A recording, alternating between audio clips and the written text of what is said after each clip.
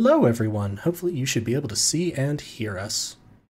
Gonna just wait for Chelsea to confirm that, but Streamlabs seems to suggest we are. I hope everyone's ideally both of us, yeah. Yeah, I was gonna say ideally both. It's not just me. Hello, everybody. Welcome to A Goat's Eye View. It's been a little bit since we did one of these, but we're getting back into them.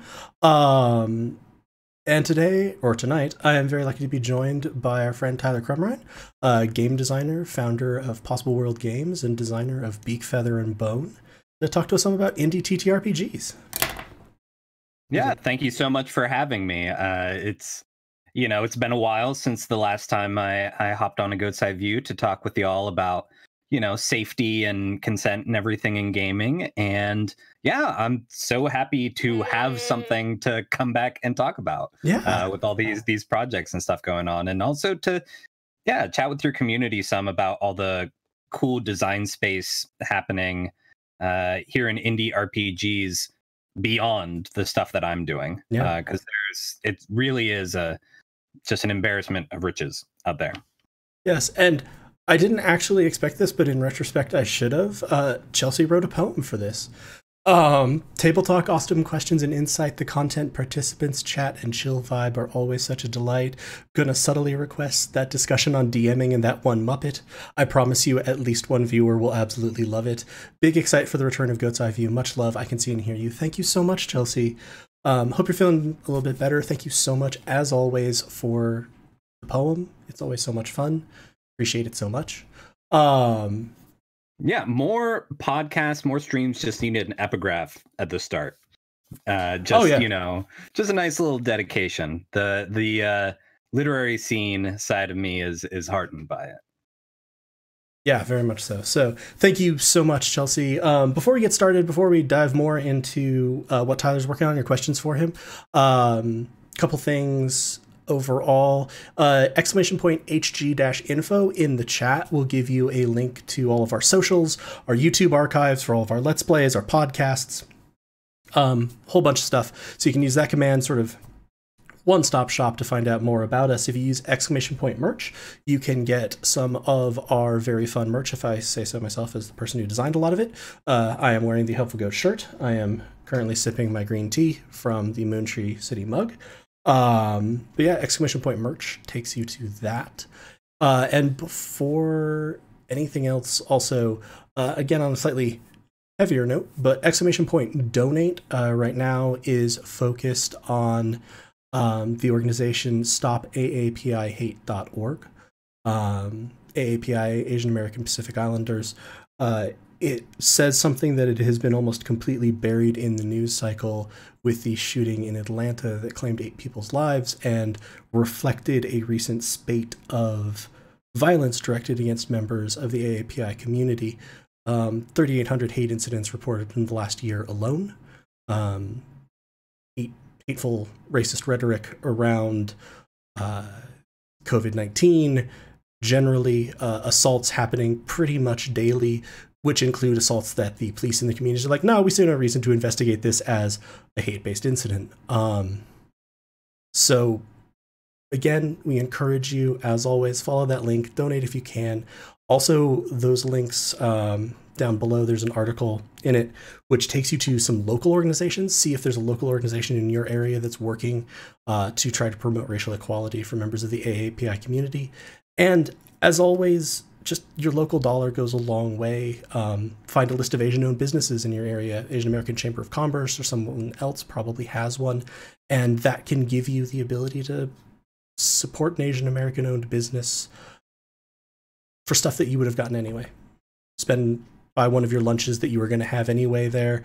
Anything else. Fairs, goods, board game shops. All stuff that you can find, and all stuff that really goes a long way towards supporting that community. So thank you, as always, for your time and attention to that. With that, rest of this week, tomorrow evening, we have Goats of Saltmarsh, DM'd by the wonderful Rachel, as the menagerie continues to, try to figure out what the hell they're doing with their lives. Thursday, Spire is on break, so no Spire. Friday, we have Tier Moontree Isle. We're back after a slight break. Looking forward to that very much. And then on Saturday, to celebrate the second birthday of the Goats and Dragons podcast feed, you will see this fine fellow here with us again, as he has designed a very special mod for his hit game Beak, Feather, and Bone for us to celebrate the birthday. So we're looking forward to that. That'll be Saturday starting at 2 p.m. Mountain, going for 2-3 hours. Not sure we'll let the game play out, but we're really looking forward to that. As I mentioned, Tyler, designer of hit game Beak, Feather, and Bone, starting up Possible Worlds. You want to give us a rundown on sort of what you're up to right now? Yeah, so I kind of the way that I got to the path I'm on today. I started as a theater professional for years and years. It's how I got to know Helpful Goat member Adam Lawver. We were friends, colleagues through the playwriting side of things. But after years of, building a freelance career as a theater professional, when the pandemic hit, all of that shut down. And suddenly, I went from being someone who had managed to situate myself that, theater freelancing was my livelihood. It was, it was my day job, to suddenly having nothing.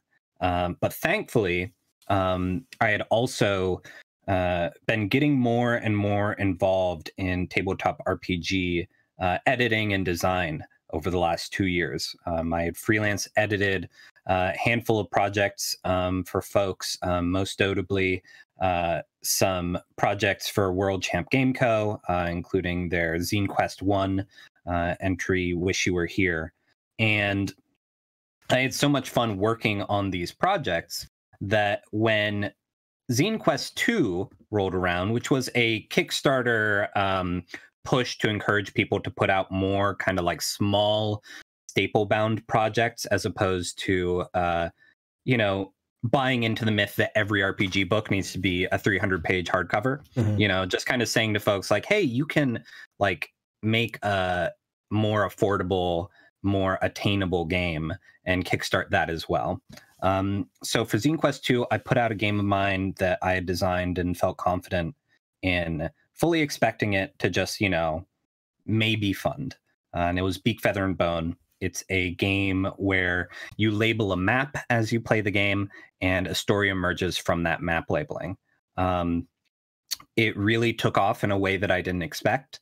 And suddenly, as soon as my theater income disappeared, I had this game that paid my rent for an entire year. And I'm endlessly grateful for that and for the indie RPG community that made that possible for me during a really hard time. So 2021 is around the corner last year, and I realized two things.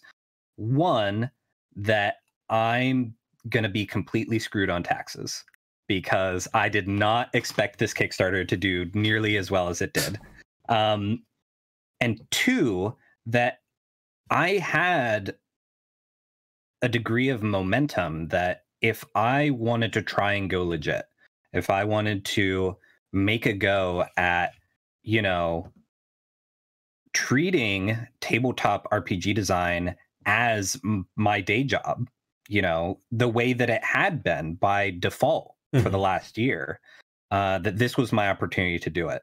So instead of, seeing my indie RPG income as kind of like a tip bucket or a happy accident, I started taking the steps to, really build a sustainable model, not just for the kind of games that I wanted to create, but also for my personal livelihood, because the best thing that I can do as a designer is make sure that I am safe and secure enough to actually design good games. Yeah. And what came out of that was the creation of Possible Worlds games, because I don't want to just keep putting out my own games. I want to publish other people's games. And part of that is starting to build a brand. so that when I'm in a position to champion other early and mid-career designers, I can say, like, this is a game published by Possible Worlds Games, and people know what that means, as opposed to saying, like, this is, you know, Vidya Valetti's game presented by Tyler Crumrine. I think this is cool. Yeah. So big part of that was, you know, forming the LLC, doing all the legal mumbo jumbo to make sure that I won't be nearly as screwed by taxes this year, knock on wood. And then also, you know, coming up with this plan of what is my next Kickstarter going to be if I'm going to seize on the momentum of my last Kickstarter, and how do I run a Kickstarter in a way that positions me to not need a Kickstarter in 2022, or if I still need a Kickstarter in 2022, not need one in 2023. Because if I, you know, keep kind of like throwing myself to the winds every year, you know, that's not a sustainable income or lifestyle either. And it's also just like very unhealthy. The last 21 days have been pretty stressful. I can only imagine.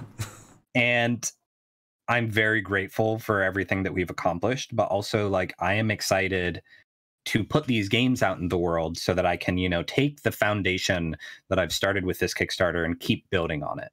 And specifically, that foundation will be a subscription model for little games like Beak, Feather, and Bone that will release over the year. People can sign up for a digital subscription or a physical subscription. And as those games release, people can buy them piecemeal. And after the subscription box is delivered at the end of the year, you know, suddenly I'll have a web store with, you know, 7 titles on it that I can start to kind of like continue to build my business and continue to do subscriptions without having to rely on Kickstarter, and instead like directly interact with the community and not be beholden to a company in New York that has had a number of leadership and labor malpractice issues. Yeah. No, that's awesome. Strangely, word just dropped in the chat the link to that Kickstarter, which still has 8 days left. We encourage everybody to go check that out. I know I'm super looking forward to... I'm glad that it's funded. Looking forward to all of those. Looking forward to maybe getting to play test some of those as you're going through them. A lot of these look really cool. Just seem like really fun concepts for games. So I'm super looking forward to that overall. I think with that, thank you so much for just sort of giving us this overview of how you got here. It's so interesting. I always find it interesting how people have ended up in the board gaming space, but particularly the TTRPG space, because even within sort of Helpful Goat and our community, we have people from sort of all walks of life that ended up in there. Sometimes people got in through gaming. We obviously have like Adam and yourself who came in through theater, Andy through film, me through writing in the sense of novels. And so, you know, it's always interesting to see the different perspectives that brings to this shared hobby and passion of ours. And sort of within that, what drew you to TTRPGs generally, even just playing them? And then what drew you to design TTRPGs, if it's something different? Yeah, so a big part of it, you know, is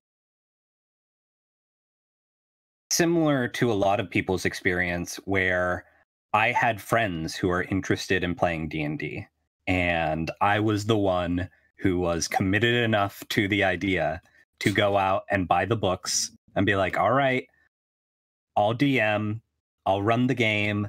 Like, I want to have an excuse to spend time with 3 of my friends, you know, once a week and tell jokes and stories. And so it really started as that. And it had always been something that was on my periphery as someone who works in performance arts, who engages with improv, because it is also improv adjacent. So I started playing RPGs and I really enjoyed them. But as a GM, I never really enjoyed GM prep. You know, I would do like the bare minimum amount necessary to, you know, basically like get me through my opening paragraph so that like as soon as my players came up with a better idea, I'd be like, all right, great, we're just gonna riff. This is awesome. Like the less time that I need to keep this on rails, the better. And it was really like that personal preference of mine that led me to indie RPGs. Like the first one that really blew the lid off what I considered an RPG to be was just Lasers and Feelings. John Harper's like super simple one-page RPG that, because it was so easy to find, because it had like achieved this, you know, mimetic status of like the easy RPG. I was able to look at that and be like, oh, they can be like this too. And so I started to go down that rabbit hole. And then another thing that really led to my designing RPGs was I had always had a bit of a creative writing bent, but I'm not a fan of writing in a vacuum. You know, part of why I love theater is because, you know, a script is meant to be interacted with.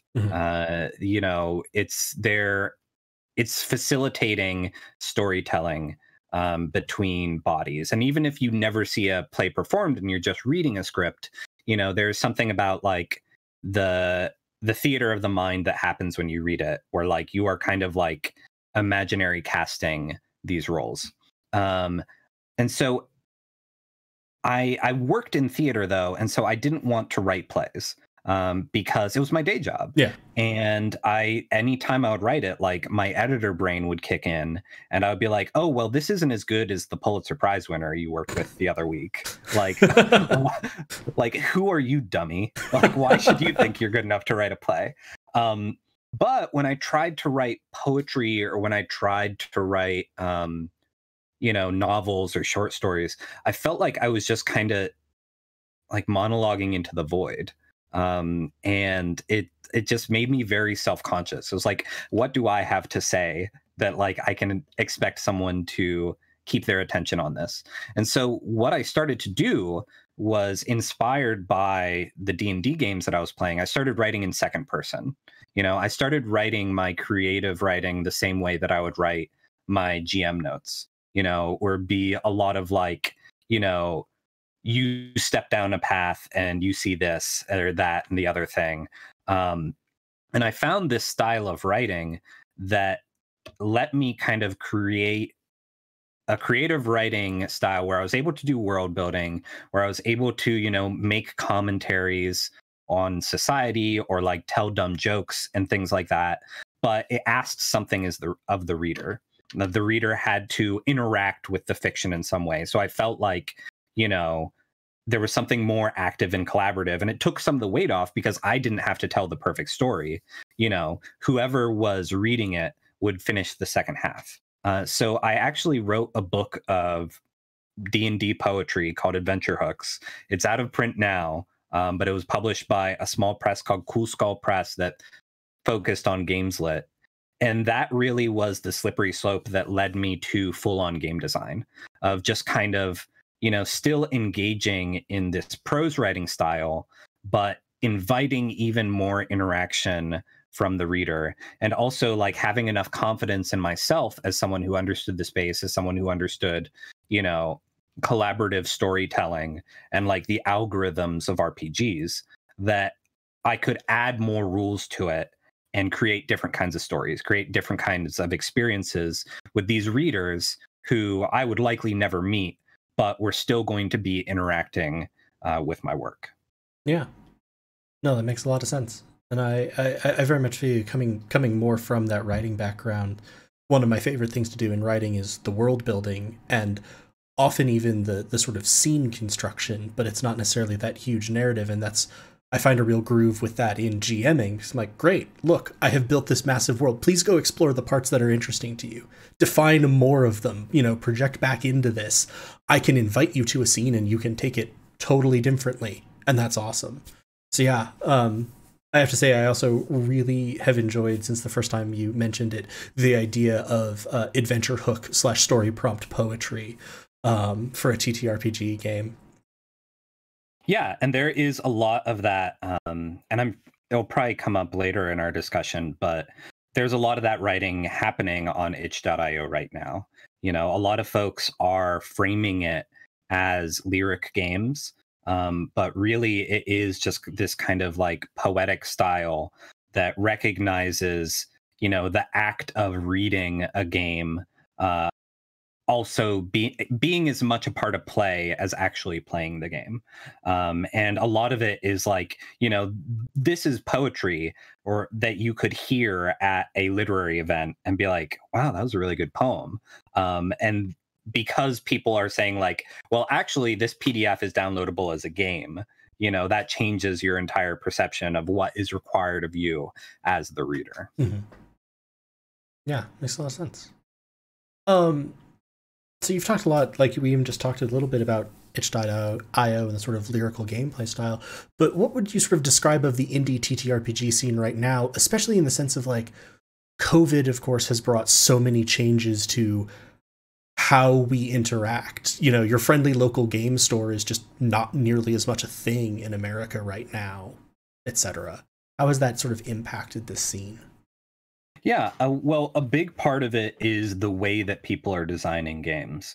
You know, I think there was a bit of a gold rush right when COVID hit of a lot of people looking at games that they had already designed and trying to figure out like, okay, what can I like chop out of this, you know, to make it more palatable for online play? Mm-hmm. Or, you know, what do I need to tweak, or what do I need to add to make sure that this game continues to have a life, you know, not in a like, and this was a serious problem for a lot of games, especially in the tabletop space, that are so reliant on that tactile experience. Yeah. That are so, you know, that really like embrace and champion like just the fiddly bits of RPGs.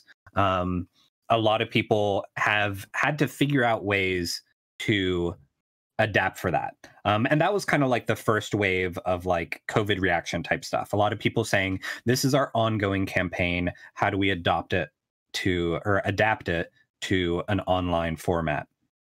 But, you know, as we got further into COVID and that we saw, you know, that it wasn't just a flash in the pan, you started to find more and more designers that were designing for digital environments. You know, a lot of people that like, as they're working on their game, they're thinking every step of the way, like, all right, how would this mechanic translate into online play? And sometimes, you know, in my case, there are some mechanics that I haven't included in my games precisely because like, all right, this would be too hard to recreate in an online space. And if there's anything that is like explicitly tactile, I've started writing in design tweaks for like, okay, this dice stacking element of this game, here's how it can be represented online, and not including that in a supplement or anything, just like having that as core a part of the text as like, you know, the GM tips. Yeah. And you're going to be seeing a lot more people doing that, not just to make their games, you know, like lowercase a accessible during an online, you know, era, but also capital A accessible. Like, I think that one of the, you know, if there is any silver lining to all this, a lot of people have realized that like, oh, well, there are some people who would prefer to play online, Mm-hmm. you know, that like sometimes having digital options in your game are useful for folks who are homebound, you know, or for people who just don't have like, you know, it's one thing to find a D&D group in your hometown because it like has permeated the culture so much. You can find the books at Barnes and Noble. It's a much harder thing to find like a group of 4 other people that want to play your like teen vampire romance apocalypse game. Although it does sound pretty cool. I was gonna say, so yeah, but it lets people kind of like having games that are accessible, you know, in price as well. Mm-hmm. Like, you know, having there's a whole discussion on like not wanting to undervalue your work when you're putting out PDFs of things. But even just having like the forethought of being like, I want there to be a less expensive, easy to run online version of my game for people that's the only way they can play these games. And personally, as I like kind of dealt with, oh, how do I translate these dexterous activities to an online play space? I realized that like, oh, I should be doing this anyway. There are people that like fine motor stuff like is a deal breaker for them in RPGs. So if I really want this game to be accessible, I shouldn't just be thinking like, well, how do I get streamers to play it? I should be thinking in terms of like, how do I make it so that anyone can play it, no matter where they are, no matter what their community or their ability is like. Yeah, makes total sense. And yeah, I think that that's some of the most interesting things that like I personally have seen, say in the itch.io space, of these different spaces, these different themes, these different approaches to games being thoughtfully done, but also experimentally done. Like, it's that thing of, yeah, you're not going to launch the flagship 300-page hardcover, and if you got it wrong, that's disastrous. It was like, yeah, it's a 15-page booklet. It's stapled. Let's try this. Let's see if it works, and let's all learn from that. And I think that element of accessibility is, to second what you said, if there are any silver linings, it would be if we embraced that much more culturally, games and generally, that not everybody is going to be able to appear at this thing at this time. Not everybody is going to be able to drop $120 to start a hobby, etc. Yeah. And making all of that more available is a great thing. There's also just some very cool innovation happening with the tools at our disposal as well. Like, kind of the perfect example of this is a game by Will Jobst and Adam Voss called This Discord Has Ghosts in It, where it's a very simple game that can really only be played in a Discord. It's a LARP where you create a Discord with various text and voice channels, and you can really only like ghosts stay in certain rooms, players can go through different rooms, and people are limited in, do they speak through text or do they speak through voice chat? And they can only see the conversations that are happening in the room that they're in. So you're able to do a bunch of spooky stuff. Or even people realizing how, even for games that like Roll20 isn't the perfect solution for, figuring out ways to like use Miro and like slideshow apps to be like, oh, hey, how do I recreate this like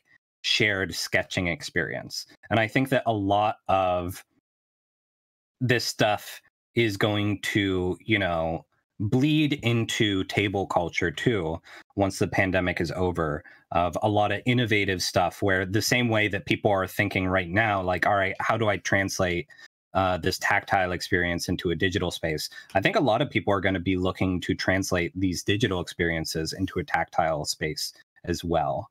So I hope that, on the other end of this pandemic, we keep building upon the innovation that's happened here and not just kind of like reset to like, cool, got my polyhedrals again. Let's just like eat chips every Thursday. Yeah. No, I not agree. that there's anything wrong with chips. I was gonna say there's anything wrong with chips or polyhedrals or Thursdays. Yeah. We're in favor of all of these things. But yeah, absolutely. There's a lot of good thought that goes into, necessity is the mother of invention, and if we can turn that back in, I think the entire scene that we love will be stronger for it and be more diverse, more inclusive, more accessible, which is, as far as I'm concerned, a great thing. So. And I think we've also covered this a little bit, but if there's any others, what are some of the best trends you're aware of in indie TTRPGs right now?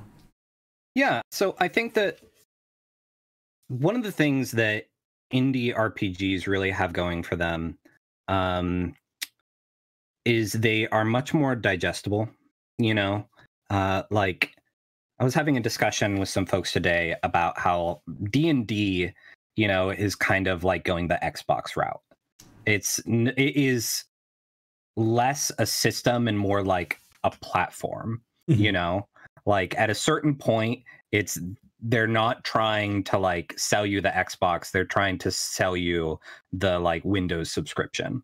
Like Hasbro is looking at D&D as like this is a platform, this is something that, you know, like we get people hooked into and then they buy each of the supplements. And so a lot of the big RPG folks, they are trying to make like the one game that people will play for the rest of their lives. They're trying to make these platforms. They're trying to make these cash cows that they can kind of like, you know, get the return on investment of the 300-page book by releasing like, you know, 100-page books after that, or even like 75-page books that, you know, people will buy because they've made the investment in the 300-page book. They'd be silly not to buy all the extra books. They're already on board. With indie RPGs, because the cost is lower and because like the scope is lower, a lot of these games are more in like the 50 to like 100-page range, if that, you know, more likely they're in the 10 to 30-page range.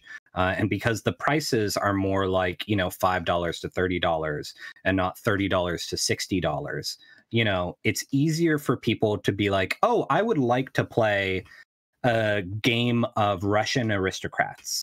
And if you search around, you can find that. And chances are it'll be affordable, you know.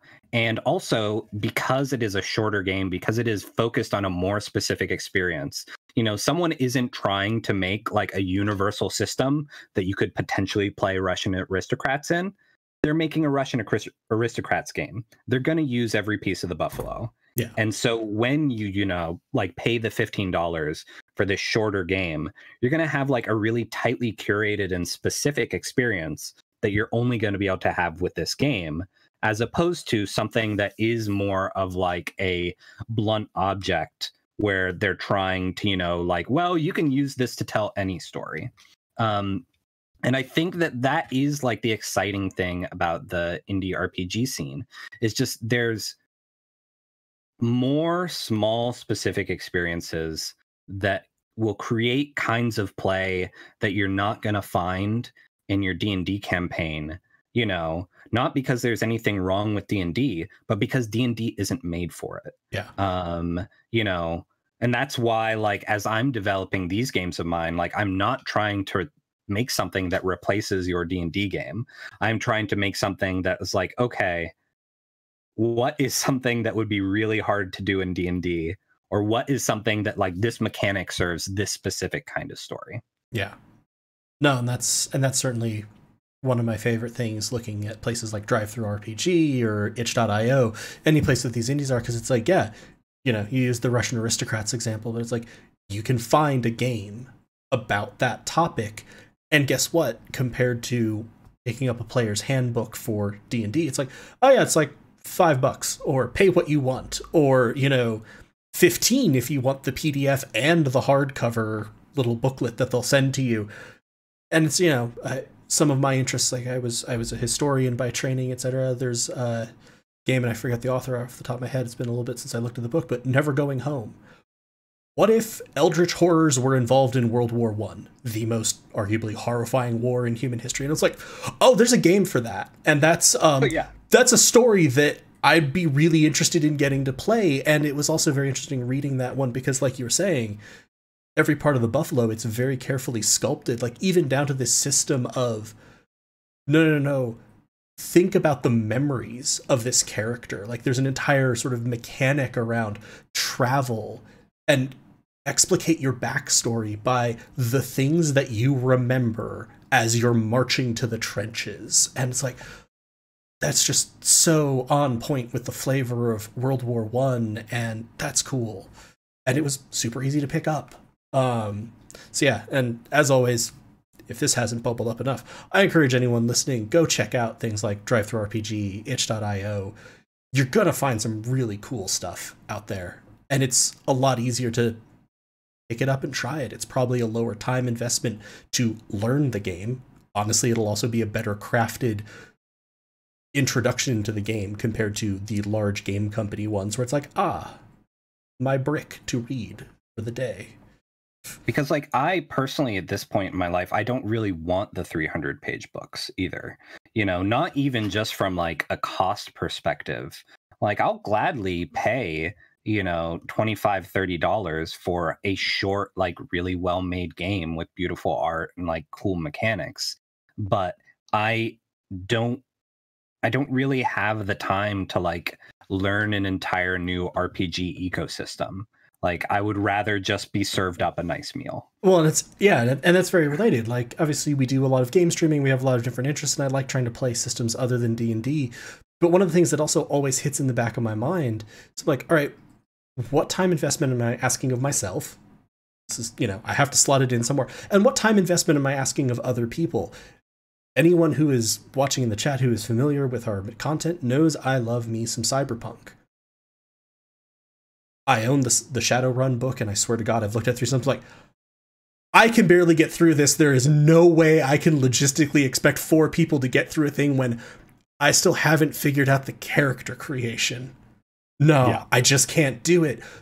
But there's great little light cyberpunk games that give you that feeling, that give you that atmosphere. That's what I love about it, and what a lot of people love about cyberpunk. What a lot of people love about mythos-based things, etc. Shut up, Joel. I see you in chat.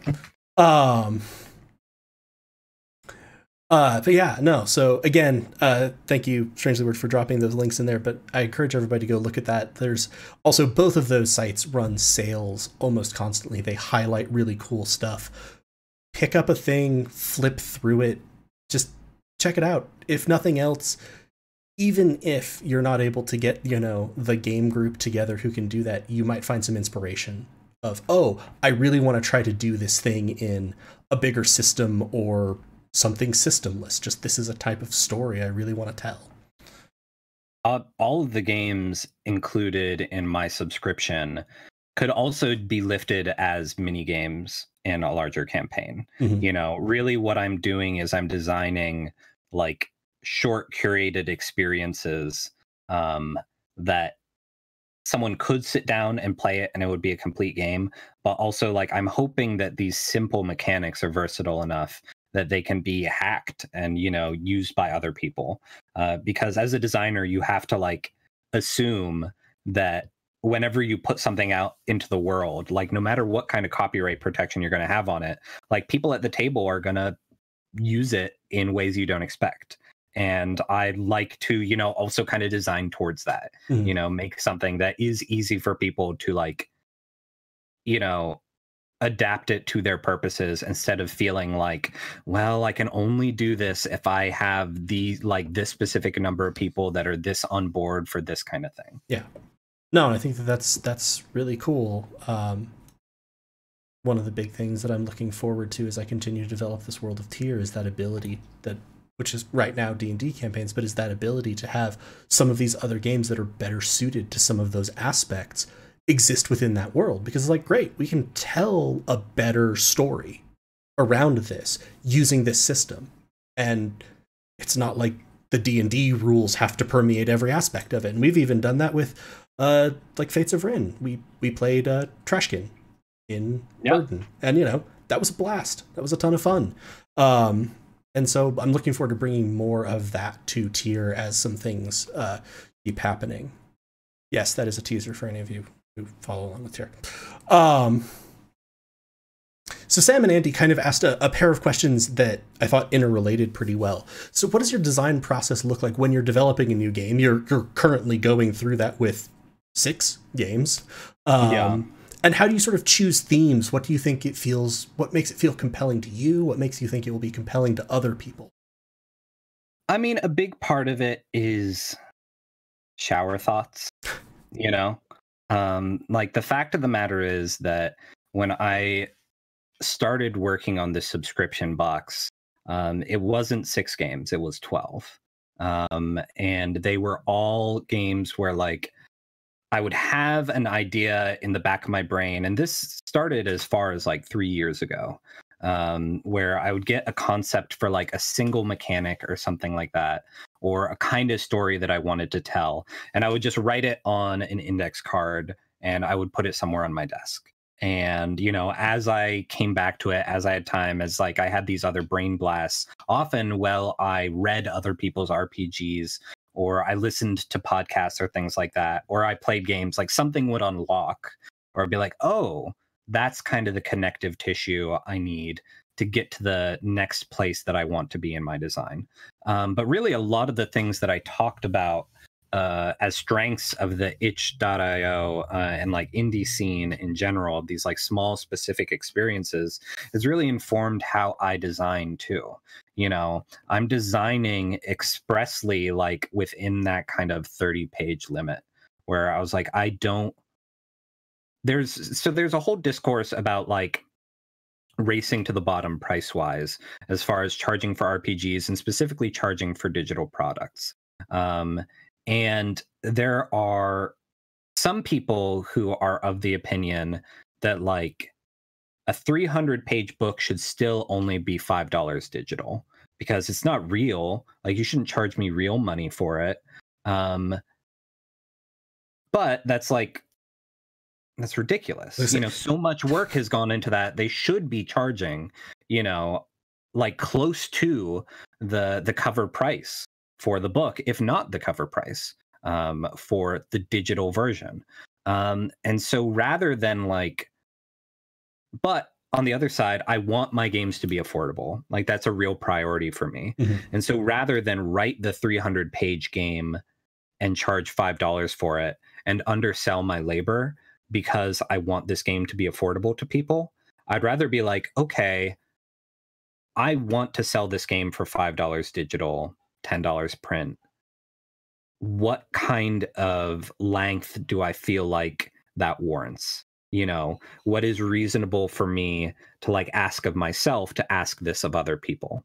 So I'm kind of putting these handcuffs on myself, being like, well, if I want to like serve these purposes and if I want to live out this mission statement, then part of that is designing these, you know, short, affordable games. And so once I already have that in my mind, it becomes a matter of like, all right, well, I want to make sure I do everything I can with those pages. I want to make as like tight an experience and as specific an experience as possible. But I also want it to be simple enough that is approachable to new people. So sometimes it will start with something that is like, I love Stardew Valley. So I really wanted, and like Harvest Moon, Animal Crossing, these are all games that were like a huge part of my childhood, you know, living like as a mountain child, like isolated away from the community I was going to high school in. Like a lot of these were like my socializing games because I didn't have neighbors. So that started as like, I'd like to make a Stardew Valley game. What would that look like? And then that kind of blossomed into the mechanics for the game. Another game of mine, this isn't included in the subscription, but it's a good example of this.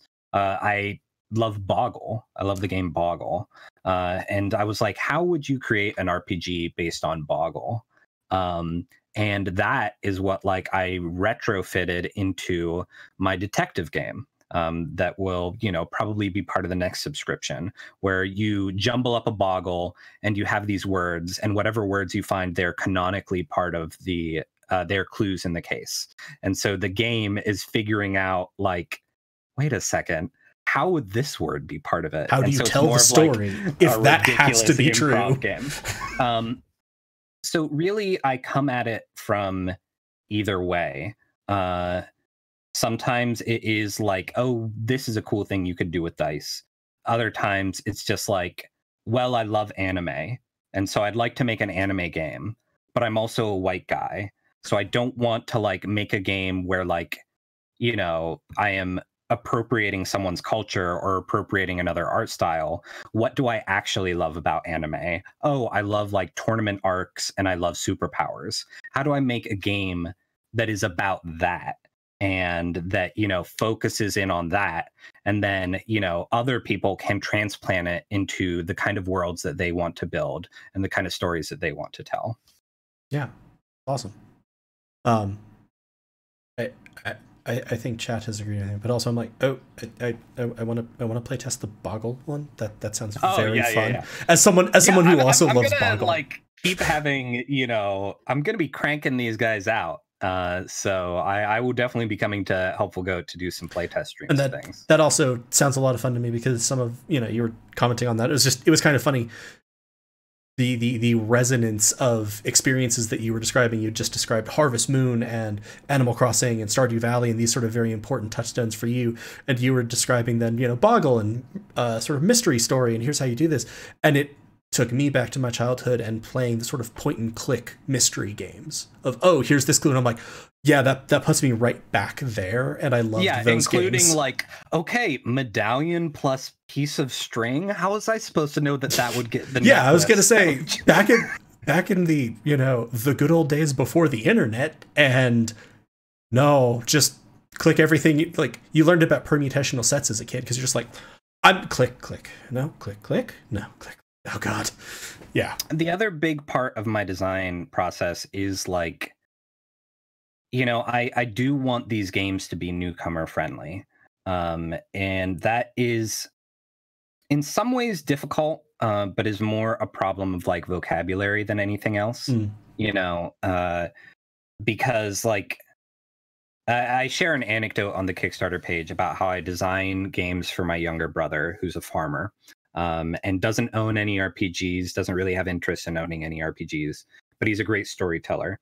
And so when I, when I play a game with him, like, as long as I get him on the path, like he understands rules. Mm-hmm. Everyone understands rules. How many like party games do you play with your family that are more complicated than like rolling dice? Like, you have to write words on cards and fold them and put them in hats and all kinds of different stuff, or like all the hands in poker. A lot of it is just kind of figuring out like, what are fun games and fun stories that people would want to tell, that are these like short, easy to access experiences.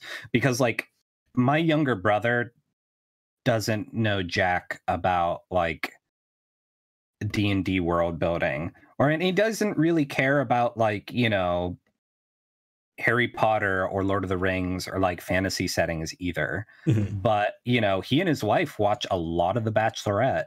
And so when I design my dating game that is like, oh, we're going to create like a facsimile of a reality dating game in this RPG form, like, it just becomes a family party game where you're telling the story, the same way that like Pictionary is a family party game, Mm-hmm. but it's a story that like different people have access to because it's a different part of our culture.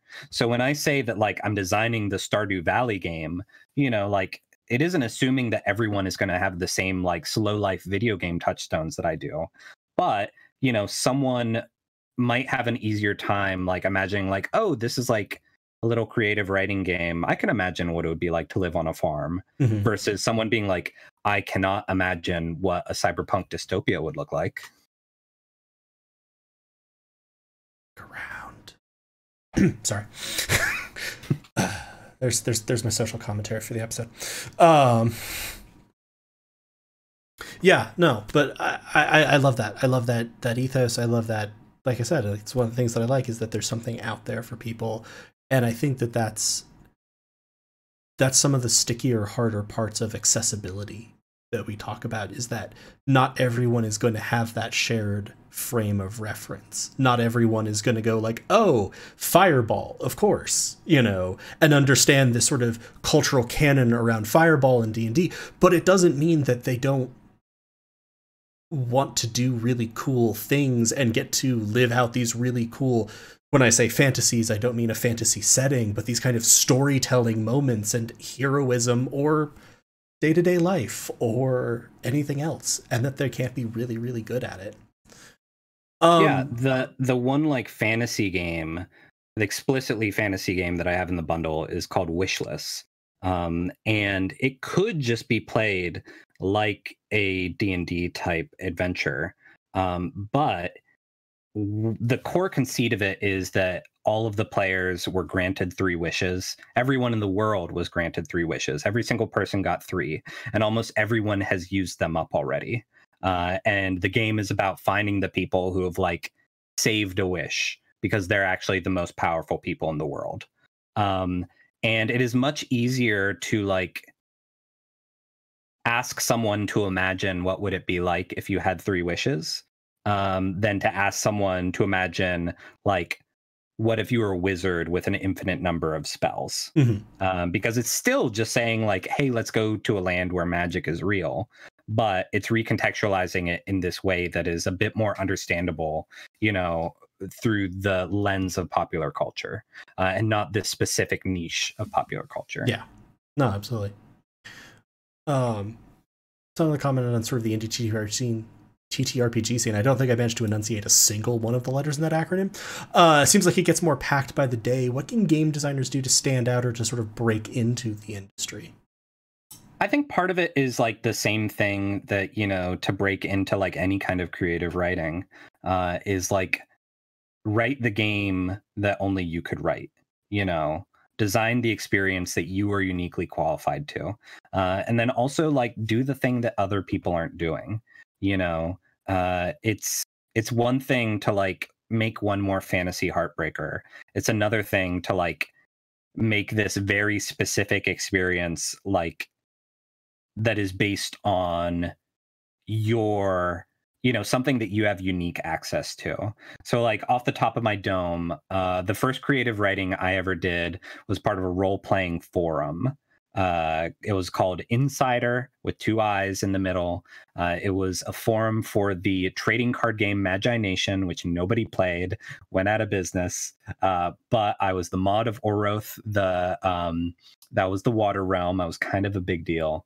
But like, I wouldn't be interested in trying to create an RPG that is like Magi Nation, the RPG. But I think it would be really fun to try and create an RPG that recreates the particular anxiety that I had of like being someone on a message board in early internet, you know? Like, and when you create these specific experiences, one, you're setting a more attainable goal for yourself, you know, because you're not trying to write like the world Bible. You're just trying to make something is like, okay, if someone has an hour, how can they do this fun, interesting thing? And, you know, if you write about something that you're passionate about, that word count's going to fly by. And then it's a matter of just like putting it out there, reminding yourself that like beta editions of things exist for a reason, that a PDF can always be edited, you know, and get people playing your game, get feedback on your game, and try and find the community that would be interested in your game.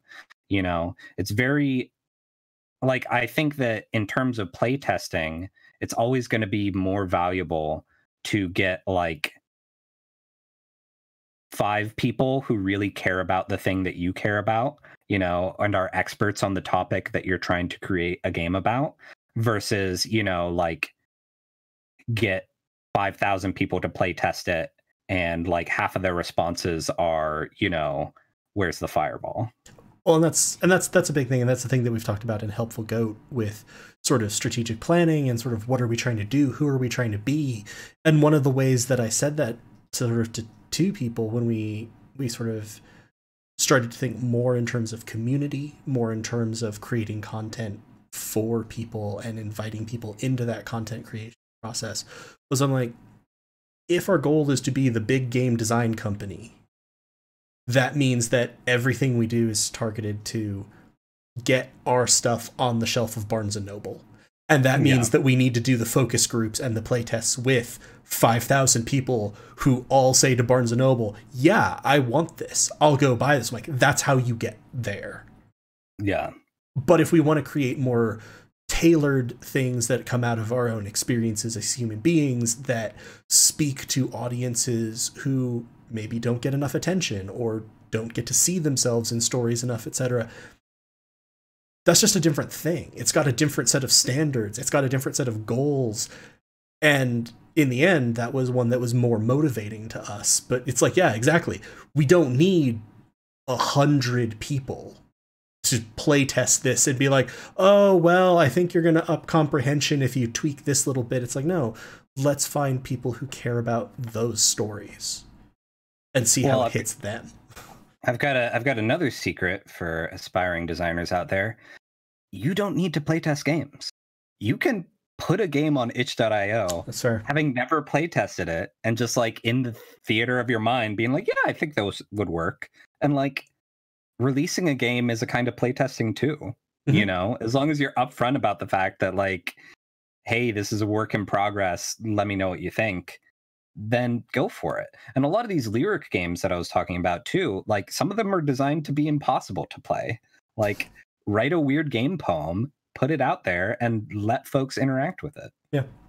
And I think that that's also an important thing that when that comes along with, and to hook it to another idea that you said, for people, if you're not trying to build the world Bible, 350 page player's handbook, etc., you don't have to worry about game balance. Balance has been removed to a context because it's always interesting because I participate a lot in online sort of D&D forums and discussions, and I see people out there talking about these things and agonizing over a balance point of something or how this can't work, and I'm like, it's that realization that in that wider scope, in this way where everyone is playing this game so radically differently because of its cultural cachet, the guardrails kind of have to account for that. And I'm like, at my table, we were just all like, hey, we don't abuse this one ability this way. Cool, cool, cool. Because that's honestly not fun. So we just do that.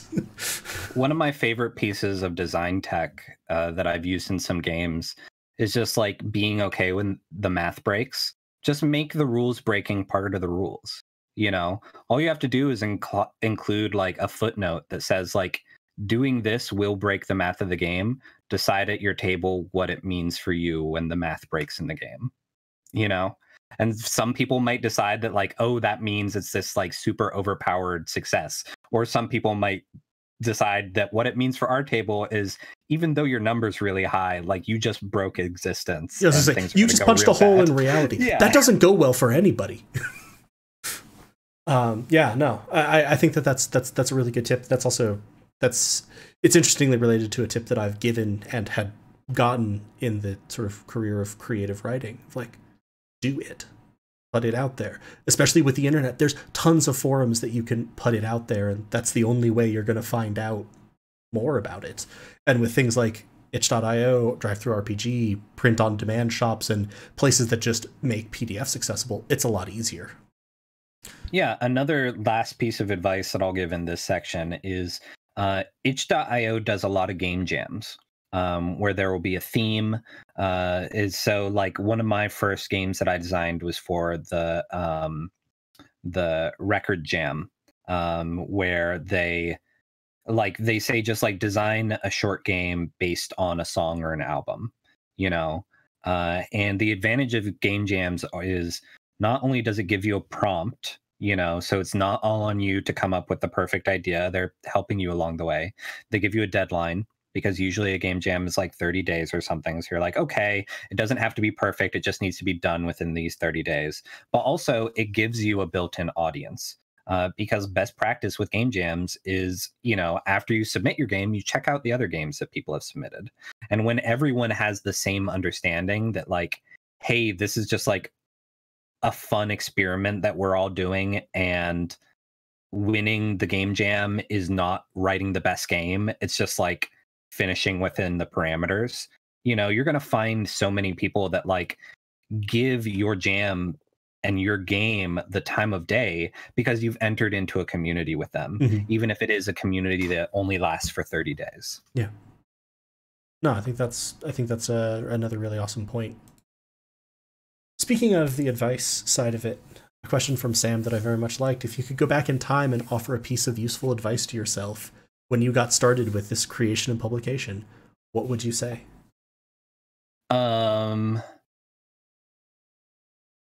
Yeah, don't feel like you have to do the stuff you don't like, you know, both as a GM, as a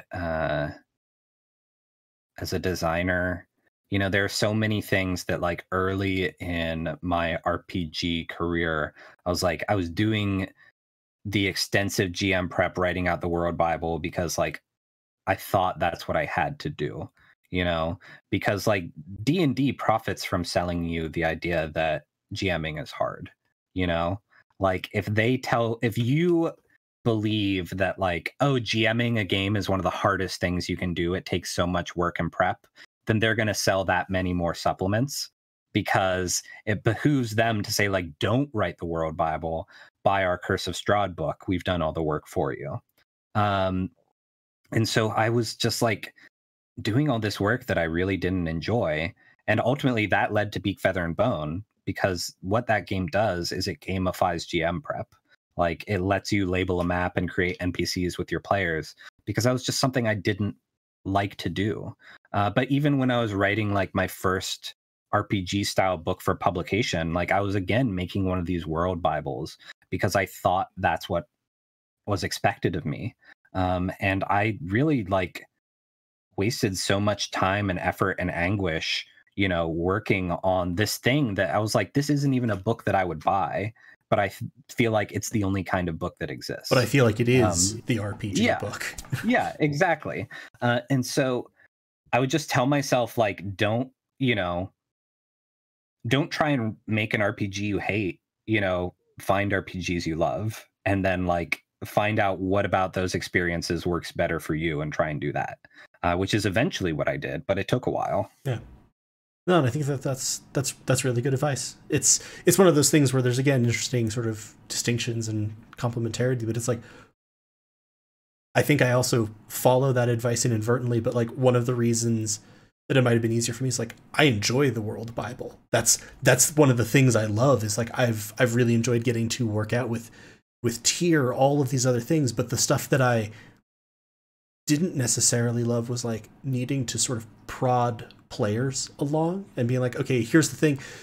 And it's so great to get to have that experience in a TTRPG where the party's like, we're going here. I'm like, cool. I've got stuff to catch you.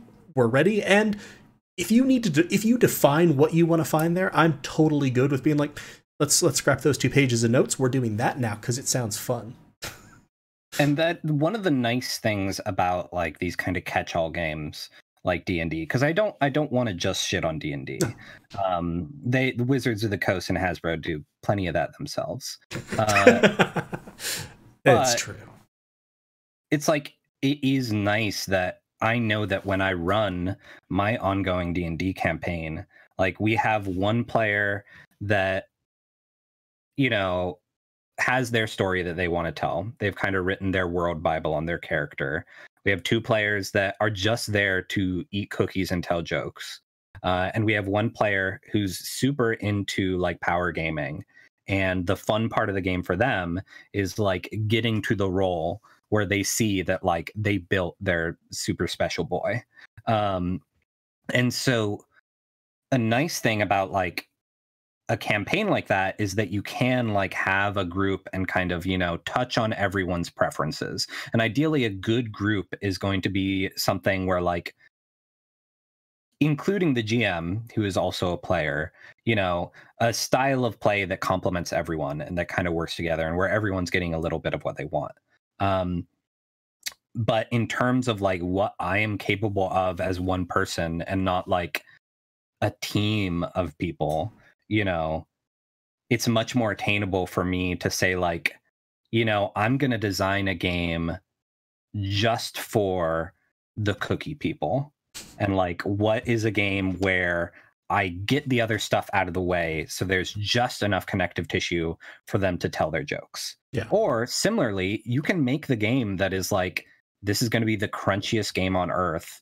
Like, the way that you win is you break the rules by like figuring out the secret arcane maths. And you can also make the game that is like, there's no rolling, it's all just storytelling. Yeah. You know, it's just all character development, and that's fine too. Yeah, no, totally. What would you say is the most difficult part in bringing a game from concept into reality? It's a lot of the things. First off, it depends on your definition of reality. You know, like it's seriously though, like part of it is deciding for yourself, like, at what point do I feel like I've accomplished what I want to accomplish? Because it's one, if you are content in your heart to put out something that is just a PDF and will always live as a PDF, then, you know, that's fine. And also, it's like what I said about playtesting, you know, like if your satisfaction is going to come from knowing that people played your game, period, or that people even read your game even if they never played it, like that's a much smaller hurdle to get over than necessarily like your measure of success being I want there to be an actual play of my game, or I want my game to be able to sustain like a 4-episode podcast arc, or something like that. And it's another thing to to get it into print.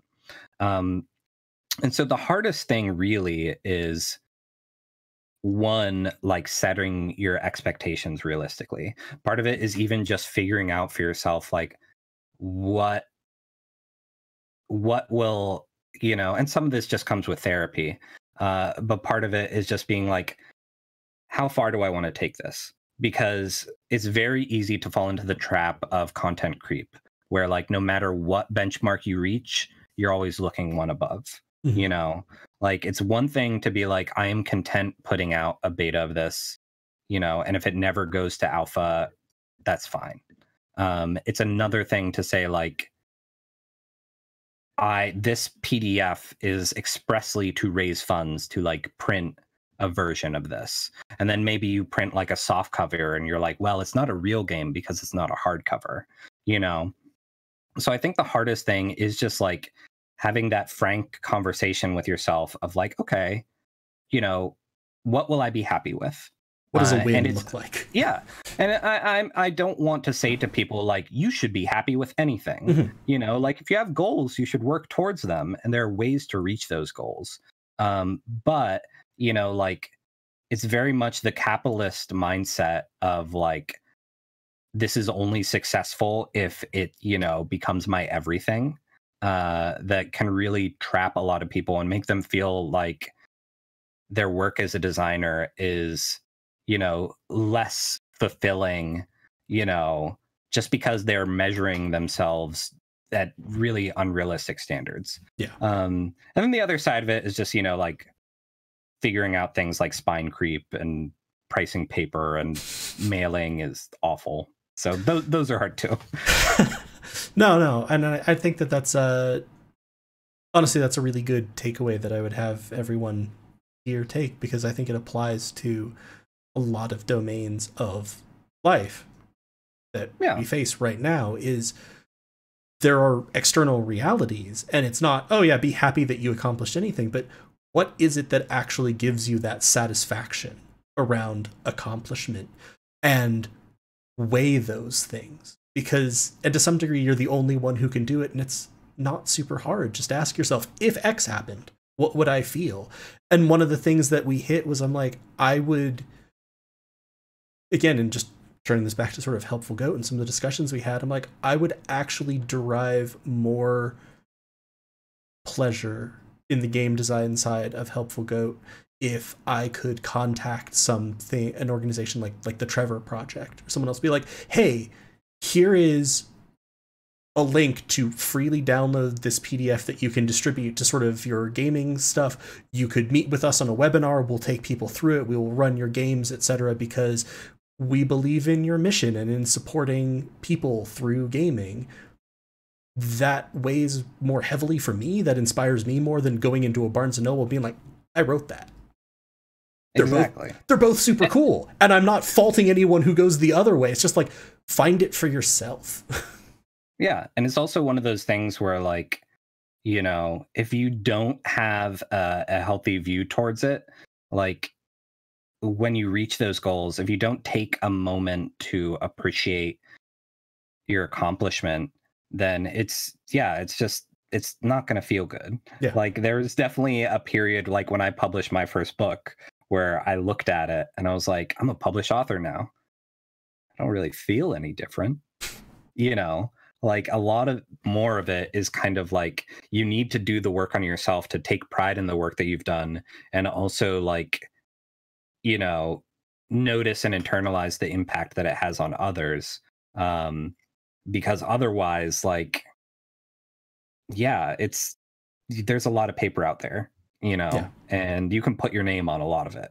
Yep. But it's not going to matter very much if you don't have like a reason for why you're doing it. Yep. Totally agree. And this is also falls very nicely into the general track that we have of Goat's Eye Views, moving from any specific topic into general life advice. But seriously, people, cultivate a self-concept of pride and in your accomplishments and in what you've done, because our society as a whole will grind it out of you 100%. And it's how the machine of our society keeps you sort of going. It's not a good thing. It's not a healthy thing.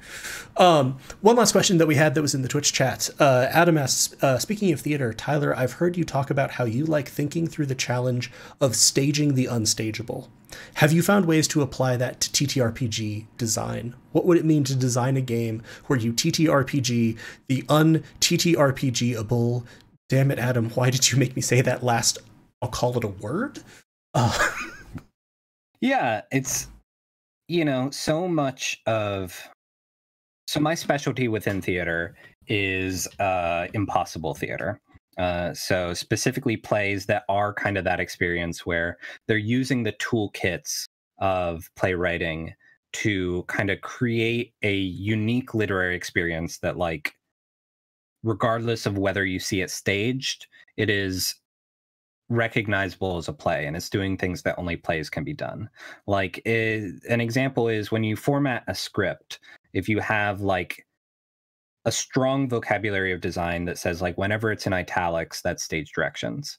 Even if you're just reading the script, if they've established that, suddenly the writer has at their disposal on stage and off stage, because they have you as a reader imagining movement. They have like choreography to work with. In the same way, like with designing RPGs, you can kind of like craft these experiences where it doesn't necessarily need to be practical. It doesn't necessarily even need to exist in play in order for you to have the desired experience that the writer or the designer is going for. And really, this does get into lyric games. So Adira Slattery, fantastic designer. You can find all of her games on itch. Some of them are hornier than others. But there's a lyric game of theirs called, I think it's just called The Chair. And it is all about, like, it is a game experience, a solitary experience about just like sitting in a chair. And it's this horror game, and so much of it is just like, it is choreographing your reflection. And if you're reading it sitting in a chair, you don't really have to do much else differently. But you could also just like read it in the park, and it would still have this like interesting psychological experience because it's putting you in the player headspace of like going through these motions. I think in the same way that you can design an RPG where the mechanics are impossible. You can say that, like, in order to accomplish this task, you must like climb a mountain first. Or, you don't have to, like, kind of along the same lines of saying, like, you don't have to playtest something to put it out. Like, you don't even have to be realistic to put something out. You can create things in your game where, like, the action required for the narrative response is part of like the poetry and the flavor of the game itself. A great example of kind of the medium being the message in games is Dread, a game by Apodiah Ravencall. I always butcher his last name. But it is a game that is a horror game that you play with a Jenga tower, and you draw out blocks every time your character takes an action. If the tower falls on your turn, your character dies. And it recreates the tension in horror stories. And that has informed a lot of my design in terms of, like, I have this dice stacking game, or even like Grandpa's Farm is my Stardew Valley game where I wanted it to be a meditative experience. And so how that manifested was like as a letter writing game, because, I want people to have this kind of like slow life, reflective experience. You can also do that with like complete and utter fantasy. Part of how you communicate in like a game poem or a lyric game that you write, that like an action is not to be attempted or that an action is superhuman is by like, what do you require of players in order to accomplish this in the fiction? And then also I think that just like one of the joys of RPGs is trying to solve that puzzle, you know? Like, I think one of the things that I really like about stage directions is that no stage direction is impossible, really. You know, you could have a stage direction that seems impossible, but you could really like artistically recreate it through a shift in the light. You know, it's like, oh, I am going to represent like 100 years passing in the blink of an eye through a sound cue. I think that one of the fun things you can do with RPGs is have that same mindset of like, how do I make 100 years pass in the blink of an eye, you know, in this game?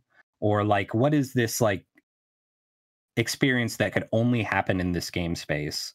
And how do I make it feel like it is appropriate, you know, that it's part of the algorithm, and make a case to the player that like, not only is this something that can happen in this game, this is the thing that must happen in this game. Because, you know, there's like, because if you put the player input through the algorithm, you're going to arrive on this story on the other side that could only happen through the things that happen in the game. And those don't necessarily need to be possible or practical to, you know, create that in the mind of the reader. Yeah. Because reading games is playing games. Yeah. No, absolutely. Books are dice. Cards are dice. I'm dice. We're all dice in the end. Yeah, anything can be dice if you try hard enough. Perhaps don't walk up to strangers on the street and attempt to shake them and get a nat 20. Just going to say that might cause some issues, but yeah, anything can be there's no way you're guaranteed a nat 20 from that situation. As Elder's Mouse says, it's dice all the way down. Yeah. I think with that, we'll probably bring it to an end. I do have to do one quick plug. If you want to see 100 years or, you know, some undisclosed amount of time passing in the blink of an eye and ways to integrate that into a game and also into a game streaming experience, go check out episode or session 14 of Tier Moontree Isle, which is probably still one of my favorite moments that I've ever had in a TTRPG to date, specifically the end of that session. I wanted to say thank you so much, Tyler, for taking the time. Thank you for having me. Yeah, for appearing.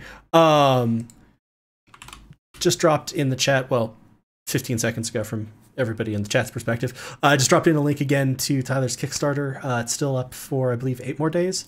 Yeah, we're going to the 22nd, and we have already funded at this point, which I'm incredibly grateful for. But, you know, still every single bit helps, because this Kickstarter campaign is not just about selling a product to people. It really is kind of creating a sustainable model for myself and for other creators, whether it's the independent illustrators I'll be commissioning or, you know, the people that I will be able to champion through this brand later on.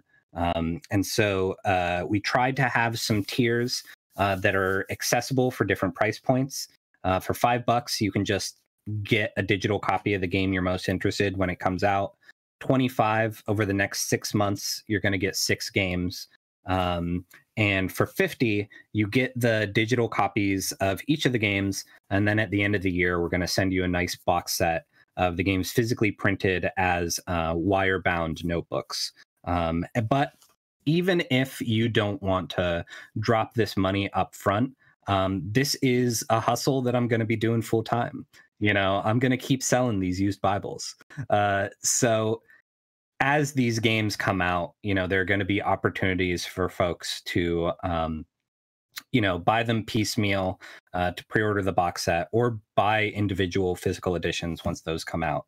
And really you know, I'm going to try and keep giving back to the community with each of these games. And the best way that you can support me is incorporating these games into your communities by having fun with your friends playing them. And, you know, whether it's streaming it or just telling folks that like, hey, this was cool, you know, maybe your cousin would enjoy it. All of that goes a really long way as I try and like make a go at this. Yeah. And I have to say, having looked through them, and backed it, it does not seem like this is going to be a thing that it would be hard to go have a good time with. Seriously, if you haven't, go check out that link. It's a really cool package. It's a really cool idea. As Strangely Word just pointed out in the chat, you have no idea how happy it makes us who have backed this, knowing that backing the Kickstarter means that you get a cat.